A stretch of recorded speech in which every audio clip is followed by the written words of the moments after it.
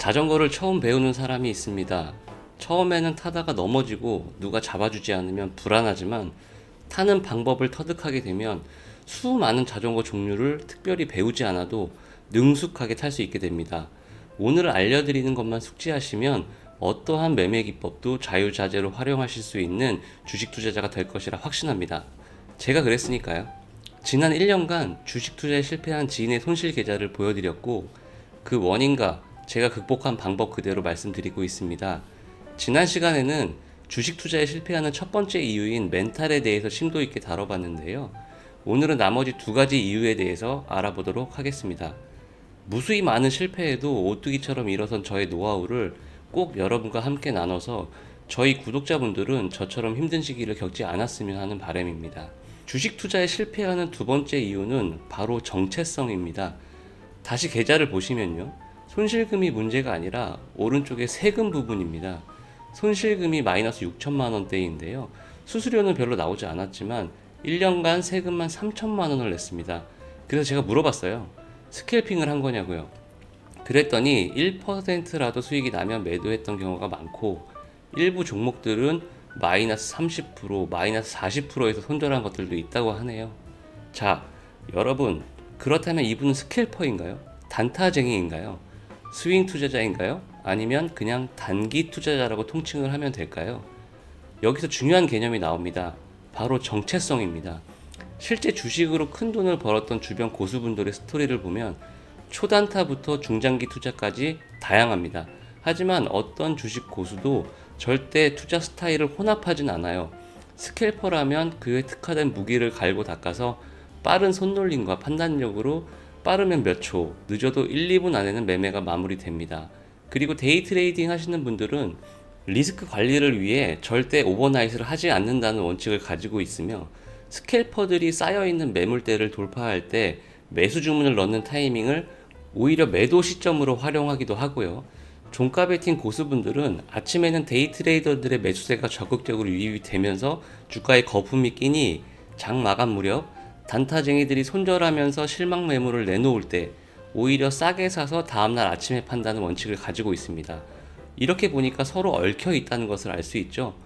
물론 단타와 스윙을 병행하시는 분들도 있습니다만 큰 틀에서는 본인만의 투자 원칙과 매매 스타일을 가지고 있습니다.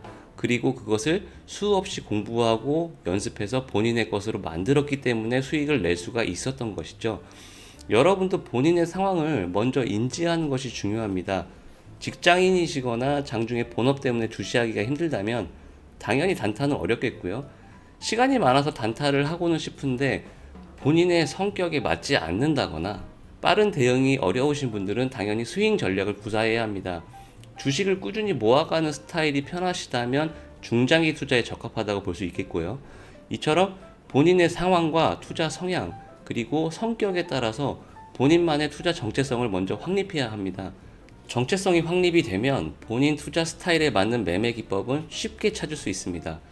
당연히 시행착오를 겪을 수밖에 없겠지만 주식시장이라는 망망대해에서 그냥 헤매는 것보다 본인 정체성이라는 작은 부표라도 하나 띄워 놓는다면 훨씬 빠른 길로 갈 수 있게 됩니다.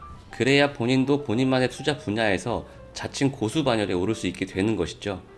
나는 이런 투자자야 라고 정체성을 부여하세요. 남들이 어떤 방식으로 수익을 내던 신경 쓰지 마시고 본인이 정한 본인만의 정체성대로 한 우물만 파나가시면 됩니다. 주식 투자에 실패하는 세 번째 이유는 주식 공부입니다. 경제 상황이 매일 다르듯이 주식 시장도 매일 변합니다. 아니 매 시간 달라집니다. 이는 기업들도 마찬가지고 시장에 참여하는 투자자들의 상황도 달라집니다. 우리는 보통 시장 트렌드라고 하거나 주도 테마라고 명칭을 부여하면서 달라지는 상황을 트래킹하고 있는데요. 그래서 주식은 공부가 매일 필요합니다. 그 공부란 무엇이냐? 최근 주도 테마라고 볼 수 있는 반도체를 예를 들어 보겠습니다. 메모리 반도체와 시스템 반도체의 차이는 무엇이고 반도체 공정 기준으로 보면 삼성 같은 IDM도 있지만 설계, 생산, 패키징, 테스트 각각의 공정은 무엇이고 칩리스 기업이나 팹리스 기업, 디자인 하우스, 파운드리, 오사트 각각 이런 기업들이 어떻게 다르고 어떤 기업이 있는지 또 어떤 빅테크에 납품을 하고 있는지 등 공부할 것이 사실 끝도 없습니다. 그런데 말입니다. 이런 것도 당연히 공부지만 주식에 특화된 공부, 특히 우리나라 시장에 특화된 주식 공부는 이런 것이 아닙니다. 지금 반도체가 상승하는 것은 메모리 감산과 수요 증가로 인한 최악의 시기를 지났다는 기대감이 있기 때문입니다. 비메모리 반도체 역시도 마찬가지고요. 실제 실적으로 증명하고 있는 엔비디아에 대한 기대감도 폭발적이죠. 여기서 중요한 개념이 나오게 되는데요. 주가를 결정하는 데 가장 중요한 요소는 바로 이 기대감입니다. 실적이라던가 성장성, 유동성, 업황 모든 것에 대한 투자자들의 기대감이 크다면 매수하는 사람이 많아 주가는 상승하고, 반대로 부정적인 전망이 크다면 매도하는 사람이 많아 주가는 하락할 가능성이 높습니다. 예를 들면 신작 출시를 앞두고 있는 게임 회사의 주가는 출시 날짜가 가까워질수록 기대감으로 인한 상승을 보입니다. 하지만 출시가 되는 날 급락하는 경우가 대부분인데요. 재료 노출이라고 하기도 하는데, 결국에는 출시 전에는 기대감이 있었지만 출시 이후에는 그 기대감이 사라졌기 때문입니다.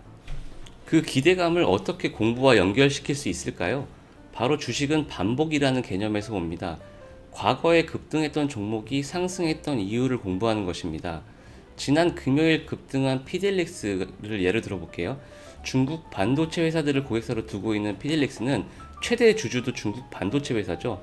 과거 미국에서 화웨이를 제재할 때 급등했던 것을 공부해 두었다면 이번 마이크론의 중국 수출 금지 이슈가 나왔을 때 머릿속에 딱 피델릭스가 떠오를 수 있어야 합니다. 바로 이런 것이 주식에 특화된 공부입니다. 실제 실적과 연관이 되는지 어떤 방식으로 수혜를 받을지는 중요하지 않습니다. 중국 반도체 하면 피델릭스라는 사람들의 기대감이 반복적으로 반영이 되었기 때문에 이번에도 똑같이 반영이 된다고 보시면 되는데요. 엔비디아 하면 MDS테크, C랩, 삼성 반도체 유통은 미래반도체, 현대차 전기차 충전은 디스플레이텍, 진단키트 대장은 휴마시스, 원전은 G2파워, 이런 것처럼 계속 공부를 해두시는 겁니다. 그래서 새로운 종목을 발견했을 때는 과거에 어떤 이슈로 상승을 했었는지 꼭 체크를 해두세요.